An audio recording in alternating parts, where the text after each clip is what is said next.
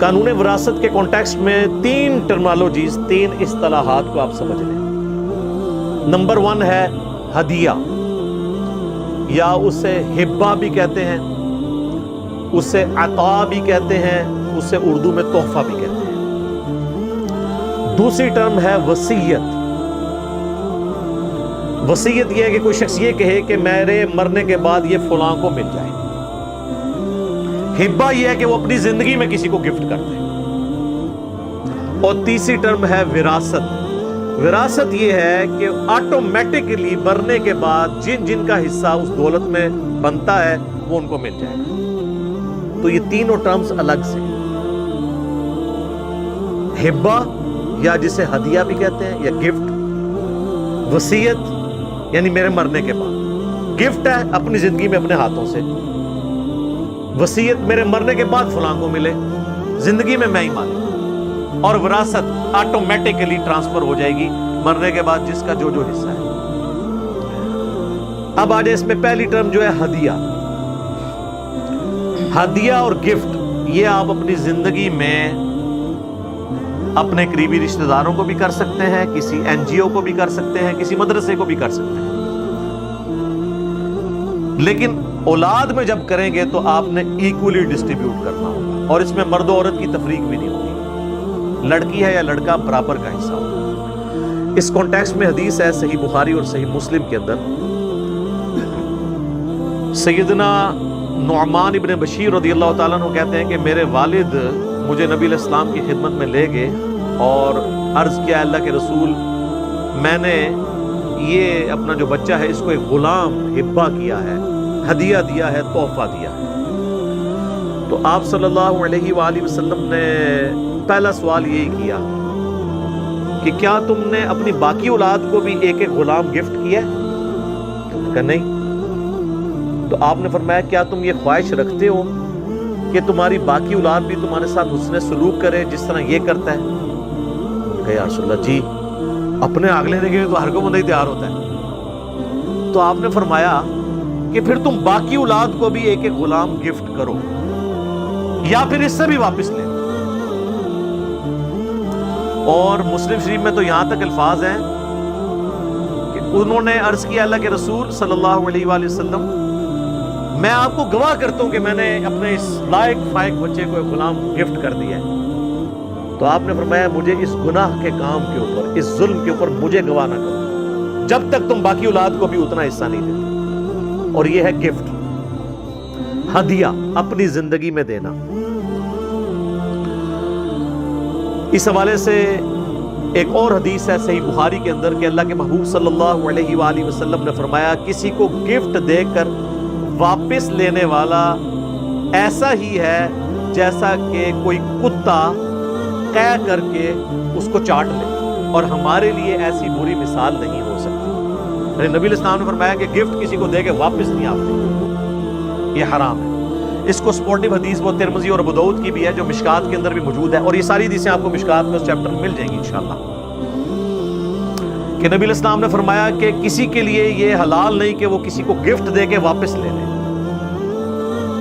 سوائے باپ کے کہ وہ اپنی اولاد کو کوئی گفٹ دے تو وہ واپس لے سکتے ہیں، کیونکہ وہ الگ سے حدیث ہے سنن ابن ماجہ کے اندر کہ تو اور تیرا مال تیرے باپ کا ہے۔ باپ اگر اولاد کو گفٹ دیتا ہے تو واپس لے سکتا ہے، اور آپ کسی کو گفٹ دیں گے تو آپ واپس نہیں لیں گے، کیونکہ نبی علیہ السلام نے اسے کتے کی مثال بیان کیا اور کہا کہ یہ بری مثال ہے۔ لیکن یہاں پہ یاد رکھیے گا کہ ماں باپ اپنی اولاد کو آنکھ نہیں کر سکتے۔ اکثر ناراض ہو جاتے ہیں تو کہتے ہیں کہ وہ اخبار میں بھی اشتہار دے دیتے ہیں کہ جی میں اپنی ساری منقولہ غیر منقولہ فلاں، وہ پوری جوڈیشری کی لینگویج میں وہ لکھا ہوتا ہے، اس سے میں اپنی اولاد کو آنکھ کرتا ہوں۔ پاکستان کے قانون میں تو وہ چیز اسٹیبلش ہو جاتی ہے، لیکن اسلام میں کوئی باپ اپنی اولاد کو آنکھ نہیں کر سکتا، اس طریقے سے باقی رشتہ دار بھی، کیونکہ اللہ کے حکم کو توڑ نہیں سکتے نا۔ قطع رحمی تو آپ کر ہی نہیں سکتے، رحمی رشتوں کو کون کاٹ سکتا ہے؟ کوئی کتنا بھی نافرمان بیٹا ہو، باپ یہ تو نہیں کہہ سکتا یہ میری اولاد نہیں ہے۔ اور دوسرا، مال و دولت تو اللہ کا دیا ہوا ہے، وہ اگلی نسل میں ٹرانسفر ہونا ہی ہونا ہے۔ کوئی ماں باپ اپنی اولاد کو آنکھ نہیں کر سکتے۔ باقی وہ جو ناراضگی کا سبب اولاد بنتی ہے ان کا وبال اس اولاد پہ ہوگا، دنیا میں بھی آخرت میں بھی، لیکن آپ اللہ کی حد کو توڑ نہیں سکتے۔ تو یہ آگ والا کام جو ہے نا بالکل حرام ہے۔ اور اسی طریقے سے کوئی شخص اپنی زندگی میں سب کچھ کسی مدرسے کو گفٹ کر دے، کسی این جی او کو دے دیں، نہیں۔ آپ اپنی زندگی میں گفٹ بھی کریں گے نا تو اپنے پورے مال کا 1/3 حصہ صرف گفٹ کر سکتے ہیں، اور یہ بھی زیادہ سے زیادہ ہے اور پسندیدہ نہیں ہے۔ 1/3، اگرچہ اس پہ ڈائریکٹ حدیث کوئی نہیں ہے، لیکن ایک اور حدیث ہے جو وصیت سے متعلق ہے، اس میں 1/3 کا ذکر ہے۔ اس کو دیکھتے ہوئے اکثر جو اہل سنت کے علماء ہیں ان کا یہی موقف ہے کہ آپ اپنا 1/3 سے زیادہ مال کسی کو گفٹ نہیں کر سکتے، اور نہ اپنی زندگی میں اپنے ہاتھوں سے وراثت تقسیم کر سکتے ہیں۔ یہ بھی بعض لوگ کہتے ہیں نہیں پچھو لڑن گے میں آپ ہی ونڈ جاؤں، نہیں، وراثت شروع ہی ہوتی ہے مرنے کے بعد۔ زندگی میں آپ کیسے بانٹ سکتے ہیں؟ آپ بانٹ کے سائڈ میں ہوئے، ایک بیٹا مر گیا، ہاں تو وہ اس بیٹے کو جو آپ نے دیا ہوا ہے وہ تو اس کا حق ہی نہیں تھا، الٹا اس کی دولت آپ کو ملے گی، تو آپ نے خود ہی اپنی دولت اس کو دے دی۔ نہیں، مرنے کے بعد وراثت شروع ہوگی، زندگی میں ہبہ ہو۔ اب وہ دوسری ٹرم اس کی طرف آ جائیں، وہ ہے وصیت۔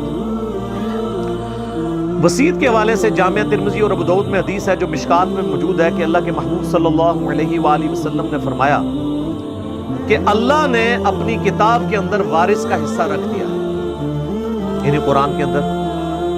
اب کسی کے لیے حلال نہیں کہ وہ اپنے وارث کے لیے کوئی وصیت کرے کہ یعنی یہ میرا بیٹا بڑا خدمت گزار ہے تو اس کو وہ حصہ تو ملے ہی ملے جو میرے مرنے کے بعد جائیداد میں سے ملنا ہے، اور کچھ میرا یہ فالتو جو چیز ہے یہ بھی اس کو ملے، نہیں، اس کو اتنا ہی ملنا ہے جتنا اللہ نے اپنی کتاب کے اندر رکھا ہے۔ تو وارث کے لیے وصیت نہیں ہو سکتی، وصیت ادر دین وارث ہوگی۔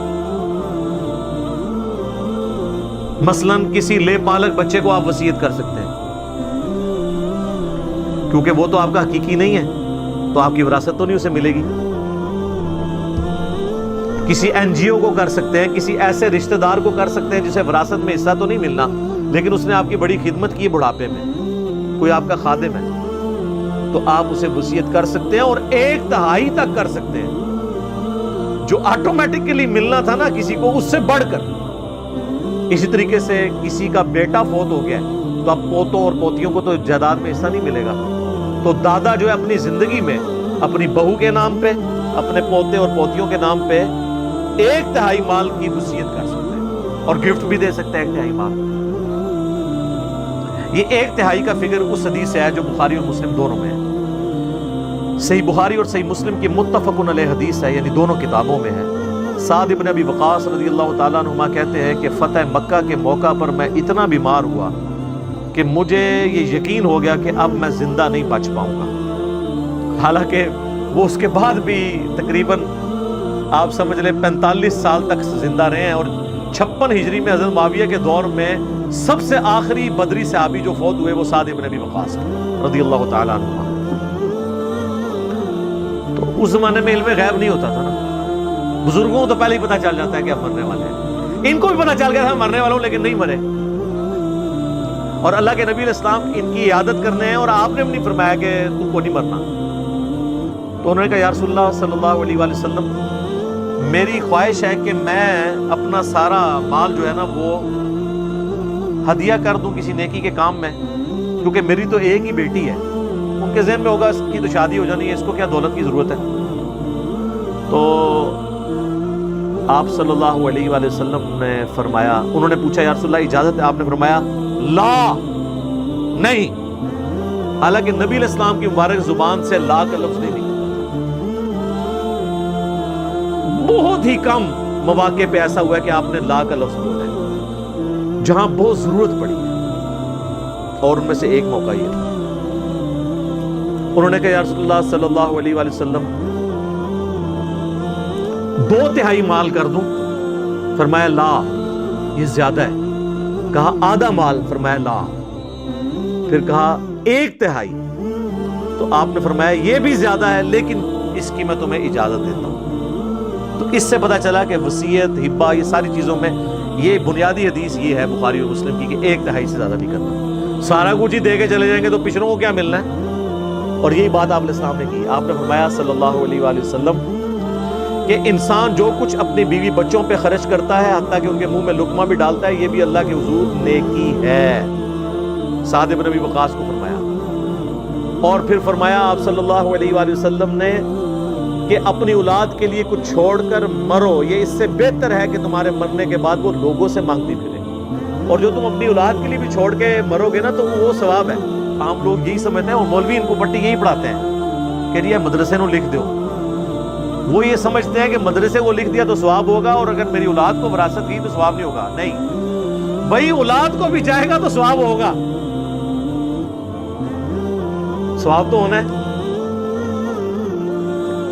تو نبی علیہ السلام نے 1/3 مال زیادہ سے زیادہ کی اجازت دی کہ اس کو تم وصیت کر سکتے ہو، اس سے زیادہ نہیں. 2/3 پچھڑوں کے لیے چھوڑ کے. یعنی آپ علیہ السلام نے ناپسند فرمایا کہ کوئی شخص سب کچھ ہی اللہ کی راہ میں خیرات کر کے چلا جائے. اچھا، اب یہ جو وراثت ہے یہ تقسیم ہوگی. جو مرنے والا شخص ہے اس کا قرضہ پہلے اتارا جائے گا، اس کے بعد جو اس نے وصیت کی ہے وہ دی جائے گی. باقی جو مال بچ جائے گا نا وہ آپ نے پھر ورثاء میں تقسیم کرنا ہے اس طریقے پہ جو سورہ النساء کی آیت نمبر 11 اور 12 اور 176 میں آیا. اور کچھ تفصیلات بخاری اور مسلم اور باقی حدیث میں آئی جو مشکات کی دوسری جلد میں کتاب الفرائض چیپٹر کے اندر موجود ہے.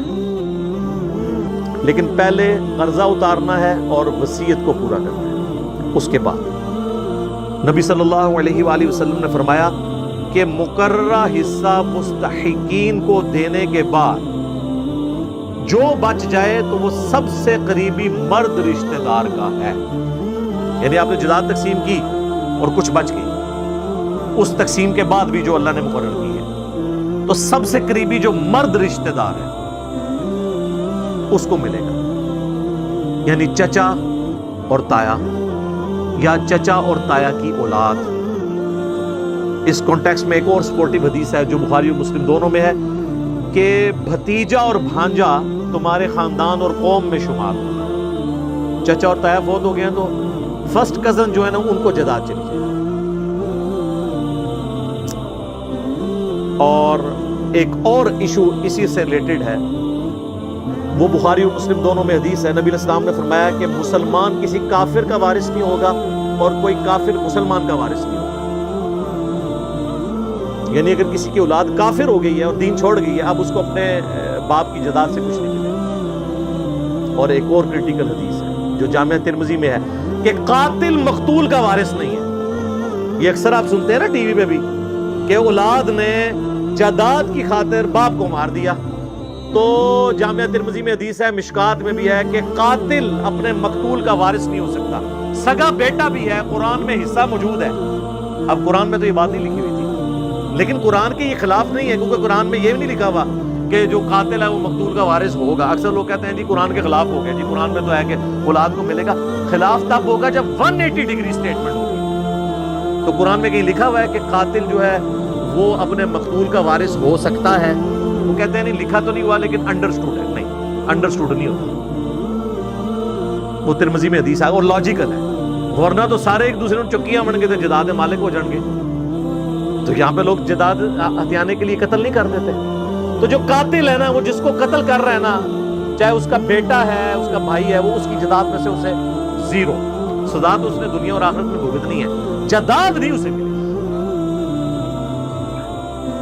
اسی طریقے سے صحیح بخاری میں حدیث ہے کہ بیٹی کے لیے آدھا حصہ ہے اور پوتی کے لیے 1/6 ہے.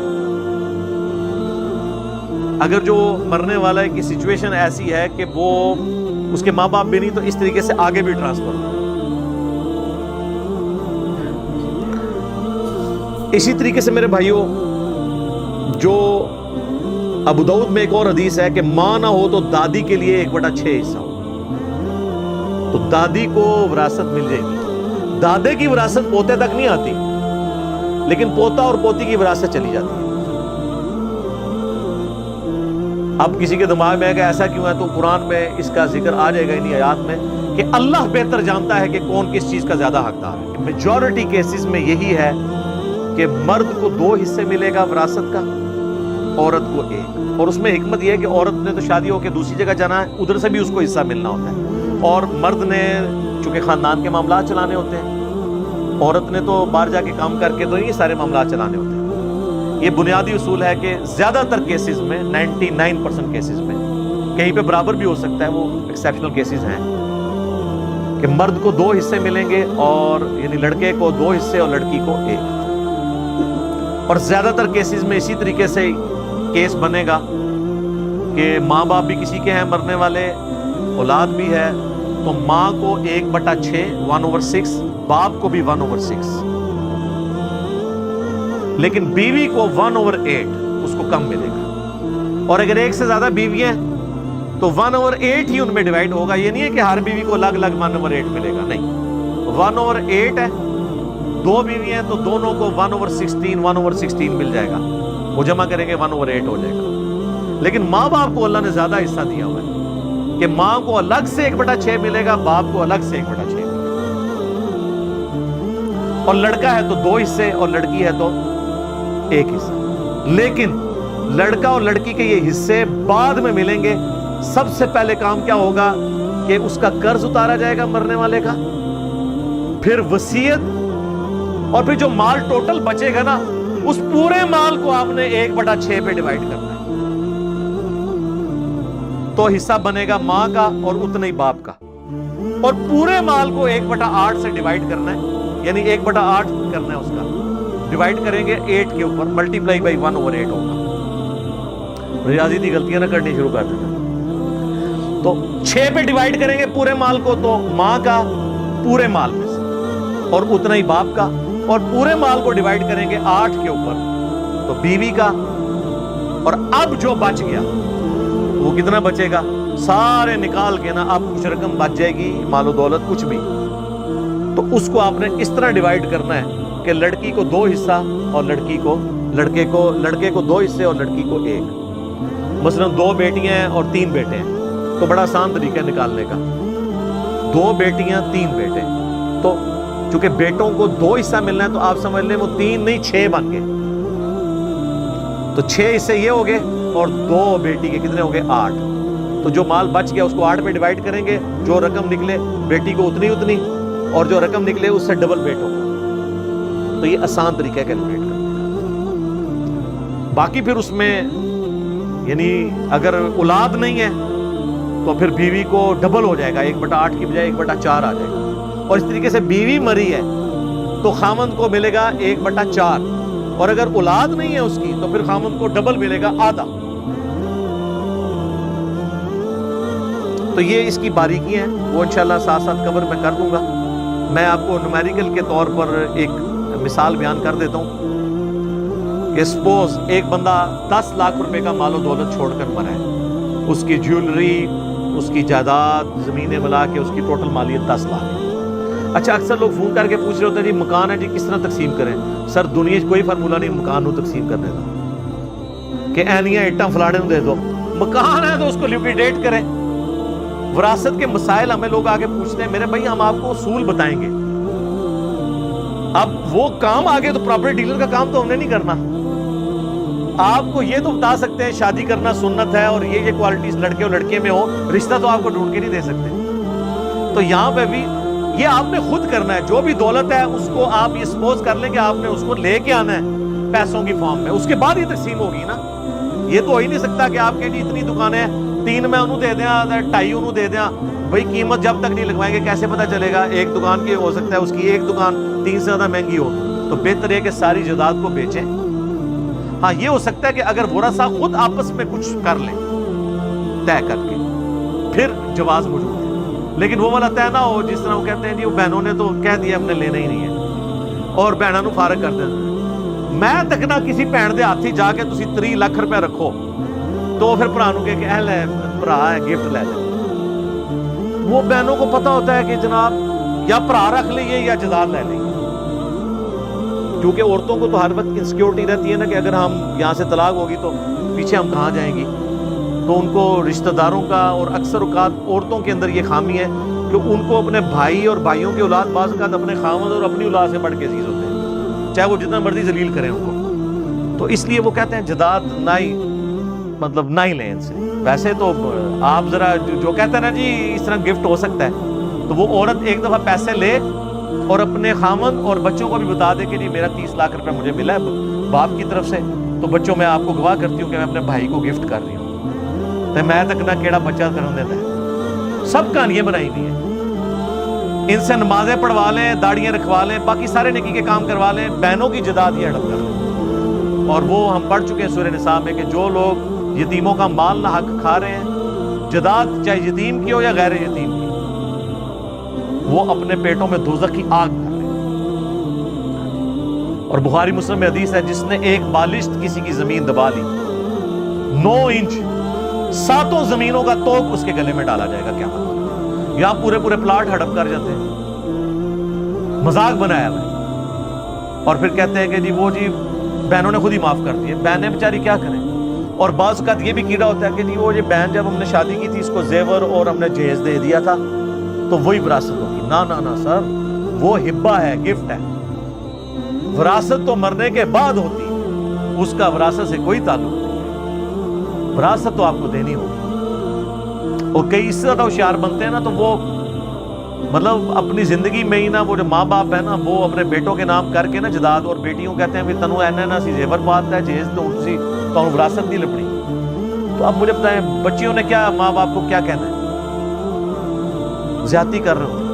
ہمارے پاس تو کئی ایسے نیک سیرت لوگ بھی آئے کہ انہوں نے کہا کہ جی ہمارا باپ اس طرح ہماری بہنوں کو محروم کر گیا تھا، لیکن ہم چاہتے ہیں کہ اپنے باپ کو اس عذاب سے بچائیں جو آخرت میں وہ بھگت رہا ہوگا. تو اب مرنے کے بعد ہم بہنوں کو جداد دے دیں تو میں کہتا ہوں بالکل ضرور دیں. اور کئی لوگ کہتے ہیں جی خود بھگتیں گے، ہمارا تو کوئی قصور نہیں ہے. تو پھر میں ان کہتا ہوں لعنت ہے تیری اولاد ہونے کے اوپر کہ جس باپ نے اتنی محنت سے کمایا تیرے لیے، اور کمایا اس نے تھا اور تجھے دے کے چلا گیا، اور تو اس کے کمائے ہوئے سے اس کی بچیوں کو دے کر اس کو آخرت کے عذاب سے بچانے کے لیے تیار نہیں ہو رہا. تو لعنت ہے تیرے اوپر. تو کیسی اولاد ہے کہ تو نے کمایا بھی نہیں، کمایا تیرے باپ نے تھا، تجھے گفٹ کر گیا، غلط کام کر گیا، اور اب تو اپنے باپ کو عذاب سے بچانے کے لیے اپنے باپ کا مال ہی اسی کی اولاد کو دینے کے لیے تیار نہیں ہو رہا. یہ بھی لوگ کرتے ہیں. تو انسان کو غور کرنا چاہیے کہ وہ صرف چند ایک رسومات تک دین کو فالو کر رہا ہے، کیا وراثت کے قوانین میں بھی اس نے دین کا کوئی حصہ رکھا ہوا ہے، یا اس کو اسی طریقے سے چھوڑ دیا. تو اب سپوز کوئی بندہ 10 لاکھ روپے چھوڑ کر مرا ہے، 2 لاکھ اس پہ قرضہ تھا، باقی کتنے رہ گئے؟ 8 لاکھ. 1 لاکھ کی اس نے کوئی وصیت کی ہوئی تھی کسی NGO کے لیے، مدرسے کے لیے، کسی غریب آدمی کے لیے. باقی کتنے رہ گئے؟ 7 لاکھ. اب یہ جو 7 لاکھ بچا ہے نا، اس کو آپ سیدھا 8 کے اوپر ڈیوائیڈ کریں گے اور جو نکلے گا سیدھا اس کی بیوی کو جائے گا. وہ بن رہا ہے 87,500. اور اگر 2 بیوی ہیں تو 87,500 کو 2 پہ ڈیوائیڈ کر کے دونوں کو آدھا آدھا دیں گے.